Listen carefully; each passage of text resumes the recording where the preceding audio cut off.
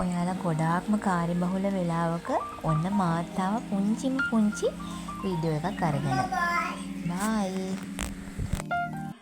ඉතින් ඔයාලා කාර්යබහුල කියන්නේ අතිශය කාර්යබහුල ඇති මේ දවස්වල අවුරුද්දක් ළඟ එනවනේ. ඉතින් මම මෙන්න මේ වගේ ලස්සන පොට් එකක් අරන් ආවා. මොකටද දන්නවද? මගේ ලස්සන ඉන්ඩෝ ප්ලාන්ට්ස් දෙකක් තියෙනවා. ඒ දෙක අපි තව චුට්ටකින් දාගම්මුකෝ.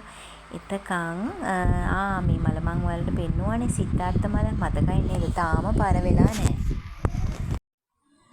ඉතින් මේ වගේ බොක්ස් වගේක් හම්බුණා මට. ඒ කියන්නේ පාට තද පාටක් නැති ලස්සන සෞම්‍ය පාටක්.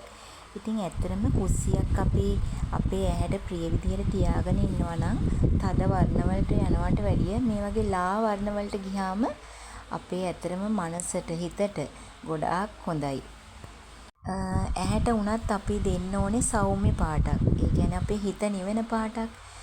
අර අපි ගොඩක් වෙලාවට මුළුතැන්ගේ වැඩ කරද්දී කාර්යබහුල වෙලා වැඩ කරද්දී අපි හැම වෙලේම අපේ මනස ගැන හිතන්නත් ඕනනේ. ඉතින් මේ වගේ ලාවට වර්ණයකට ගියාම ඇත්තටම ඒකෙන් උනත් අපිට මානසික නිදහසක් තියෙනවා. තද වර්ණ ඇත්තටම ටිකක් අර හිත කලබලකාරී කරන ගතිය වැඩි. ඉතින් පැන්ට්‍රි තියෙනවා මගේ පුංචි බඩු වගේක්. ඒව දාන්න තමයි අර බොක්ස් ටික ඇත්තටම මම ගත්තේ. මෙන්න මේ වගේ තියෙන මේ ප්ලාන්ට් එක තියෙන්නේ ඉන්ඩෝ එකක්. ඒවට ඇත්තටම වතුර හොඳට ඕනේ. මම ඒකත් මේ ගමම්ම කියන්නම්කෝ. තව අපි වීදුරු කබඩ්ස් ඒ කියන්නේ වීදුරු වලින් මේ වගේ ගහගෙන තියෙනවා නම් ඒ වගේ අපිට නොපෙනෙන ගොඩාක් දූවිලි වෙලාවකට රැඳෙනවා. ඉතින් මම දවස් 10ක් 15කට කලින් මේක හේදුවා. ඉතින් අද වීඩියෝ එකට ඕන නිසා අදත් මම ඉතින් ආයේ ඒක හේදුවා. ඇත්තටම මම මේක තියාගෙන ඉන්නේ අර මං ගත්ත බොක්ස් ටික තියෙන්නේ. ඒ ටික ඒකේ තියලා මේ පැත්තේ මම ලස්සනට ඉන්ඩෝ ප්ලාන්ට්ස් ටික තියෙනවා. ඉතින් ඇත්තටම අපි කුස්සියේ හැම වෙලේම නිතරම ඉන්න නිසා අපේ හිත මේ වගේ ලස්සනට තියාගත්තාම හිත ඇත්තටම නිවෙනවා. මේ මොකද දන්නවද මම අර පහුගිය දවස්වල හැදුවේ ලුණු දෙහි එකක්. ඒ ලුණු දෙහි එක හොඳට දැන් කැකෑරිලා හරි ගිහින් තියෙන්නේ. ඒ අතර ඉතින් මම ඒවත් පෙන්නනවා නේද.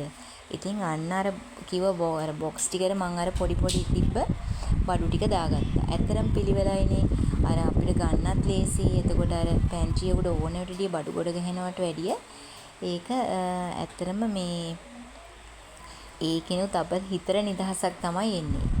මං අර කිව්ව ප්ලාන්ට්ස් දෙක දාමුද? මට හිතෙනවා ඇත්තටම ගානටම හරි ගියා. ඒ කියන්නේ අර පොට් දෙක මේක ඇතුළට බස්සන්නත් ගානටම හරි ගියා. හරිම ලස්සනයි මේ ප්ලාන්ට් දෙක. මේවත් ටිකක් විතර ලොකු වෙනවා.